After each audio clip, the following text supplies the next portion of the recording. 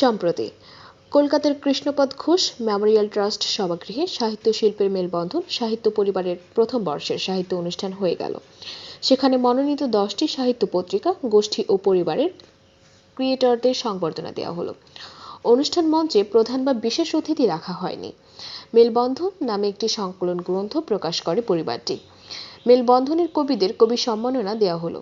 এছাড়া শিপ্রা ব্যানার্জির ভূতের ছড়াছড়ি, অঞ্জু সরকারের শব্দবিতান, সত্যপা চক্রবর্তীর চিরকুট নামে একক গ্রন্থগুলি প্রকাশ করে।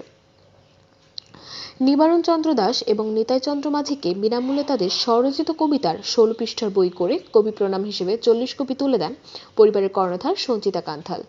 সাহিত্য শিল্পের মেলবন্ধন পরিবারের ফেসবুক গ্রুপ থেকে সেরা মন্তব্যকারী মনোনীত হয়ে সম্মাননা পেলেন নিবারণ চন্দ্র দাস।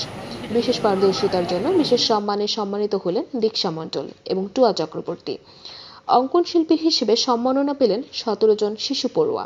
নৃত্য পরিবেশন করেন যথাক্রমে দীক্ষা মণ্ডল এবং সিমিকা বৈরাগ্য।